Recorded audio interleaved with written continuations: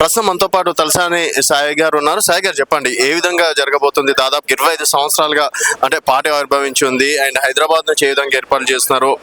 సభ తర్వాత మార్పులు చేర్పులు ఏమైనా జరుగుతాయి అనుకోవచ్చు? మీకు బ్రహ్మాండంగా silver Jubilee 25th year BRS party, BRS పార్టీగా ఇందులో 14 సంవత్సరాలు ఉద్యమము, 10 సంవత్సరాలు గొప్ప పాలన, తర్వాత అపోజిషన్లో కూడా మంచి పాత్ర కేటీఆర్ గారు పోషించడము, పార్టీ అందరు నాయకులు పోషించడము, ఆటోమేటిక్ కాంగ్రెస్ ఫెయిలియర్ అవ్వడం వల్ల రెట్టింపు ఉత్సాహం కూడా ఉంది కార్యకర్తలలో. దాంతోపాటు మా ప్రెసిడెంట్ గారు ఏం మాట్లాడతారో అనే ఉత్సాహం, ఎందుకంటే బీఆర్ఎస్ పార్టీ అనేది ఏదో ముఖ్యమంత్రి పదవి కోసం పుట్టిన పార్టీ కాదు, అధికారం కోసం పుట్టిన పార్టీ కాదు, వేరే పార్టీలాగా. ఇది ఉద్యమ పార్టీ, ఇది పుట్టింది రాష్ట్రం కోసం పుట్టిన రాష్ట్రానికే సారథి కేసీఆర్ గారే కావడం అదృష్టము. తర్వాత అన్ఫార్చునేట్లీ మన కాంగ్రెస్ గవర్నమెంట్ రావడం, ఈ ఫెయిలియర్ వల్ల ప్రజలలో కేసీఆర్ గారు ఏం చెప్తారో అనేది చాలా ఇంట్రెస్టింగ్ ఉంది.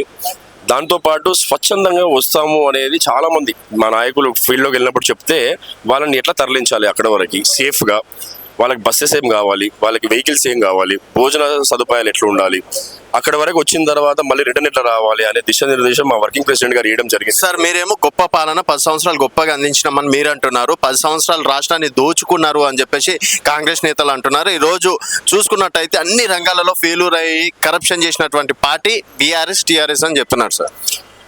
అది అడ్మినిస్ట్రేషన్ పైన అవగాహన లేని వ్యక్తులు మాట్లాడే మాటలు ఇవన్నీ. ఎక్కడైనా ఒక రాష్ట్రానికి ముఖ్యమంత్రి అయిన వ్యక్తి ఎక్కడ నుండి సంపద సృష్టించాలి, వెల్ఫేర్ స్కీమ్ ఎక్కడ ఖర్చు పెట్టాలి, రాష్ట్రాన్ని ముందుకు ఎట్లా తీసుకెళ్ళాలి, దీన్ని రెట్టింపుగా ఇన్కమ్ సోర్సెస్ ఎట్లా తయారు చేయాలి, గ్రామీణ ప్రాంతాల్లో రైతులు ఎట్లా ఆదుకోవాలి, ఇటువంటి పైన కాన్సన్ట్రేషన్ చేయాలి తప్ప అప్పుల కుప్ప అనేది మనం ఎన్ని ఇండెక్స్లు తీసుకున్నా మన రాష్ట్రం చిన్న రాష్ట్రము, 4 కోట్ల జనాభా ఉన్న రాష్ట్రము. మనం 28 రాష్ట్రాలలో 24, 25 స్థానంలో ఉంటాము వేరే వాళ్ళతో పోల్చుకుంటే. అప్పు అనేది స్పిన్ ఆఫ్ ఎకానమీ, అది కూడా తెలియని ముఖ్యమంత్రి ఉండడం అనేది మా దురదృష్టం, ముఖ్యంగా మా జనరేషన్. ఎందుకంటే ఎన్నో ఆశలతోని 10 సంవత్సరాల తర్వాత ఈసారి కూడా బీఆర్ఎస్ వచ్చి ఉంటే ఎక్కడికో వెళ్ళిపోయేది హైదరాబాదు. మా బ్యాడ్లకు ఏం పర్వాలేదు, ఇంకో 2 సంవత్సరాలు మీరు ఈ మైక్ ఎవరినైనా పెట్టి 100% ఎవరికైనా వచ్చిందని చెప్తే సోషల్ మీడియాలో కూడా లేదు వాళ్ళ దగ్గర. వాళ్ళ సోషల్ ఈ మైక్ ఈ హైదరాబాద్ సిటీలో ఏ బస్తీలో పెట్టండి, మీరు బీపీఎస్ కాల్స్ వస్తుంది.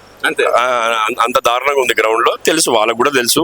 అయినప్పటికీ వాళ్ళ ఇంట్రెస్ట్ అది కాదు. ఇప్పుడు ఉన్నాం మళ్ళీ వస్తామో లేదా అనే ఉద్దేశంతో దోచుకోవడం ఎట్లా అనే పద్ధతుల్లో ప్లాన్ చేసుకుంటున్నారు తప్ప అభివృద్ధి ఎట్లా చేయాలనే ఆలోచన లేదు గవర్నమెంట్ దగ్గర. సంవత్సరం తర్వాత బీఆర్ఎస్ లో కేవలం 4 మిగులుతారు, మిగతా వాళ్ళందరూ కాంగ్రెస్ లకి వచ్చేస్తారు. చాలా ఇప్పుడు పోయిన వాళ్ళే రిటర్న్ వస్తామని గేట్ తొడుగుతున్నారు, డోర్ కొడుతున్నారు, మేమే ఓపెన్ చేస్తలేము ఆ గేట్లు. వాళ్ళ పరిస్థితి ఏందో తెలిసింది. నాన్నగారి పేరు కూడా వచ్చింది, ఆయనే కదా ముందుండే అంత ఆర్గనైజ్ చేసేది. ఆయన ఎట్లా మాట్లాడతారు? ఉంటారు ఇక బయట పడని వాళ్ళు ఉంటారు, పడిన వాళ్ళు ఉంటారు, వ్యక్తిగతంగా న్యూస్ కావాల్సిన వాళ్ళు ఉంటారు. ఛానల్ కాంపిటీషన్ ఎక్కువ ఉంది, ఎవరు తమ్నైల్స్ వాళ్ళకి కావాలి పెట్టుకుంటారు, తప్పేముంది అందులో. లేదు, 27 తర్వాత మెంబర్షిప్ డ్రైవ్ ఉంటుంది, మెంబర్షిప్ డ్రైవ్ తర్వాత కమిటీస్ ఉంటాయి, కమిటీస్ తర్వాత అక్టోబర్లో మా ప్రెసిడెంట్ ఎన్నుకోవడం ఉంటుంది. ఇవన్నీ వర్షా ప్రాంతంలో ఇవి జరుగుతుంటాయి. Thank you.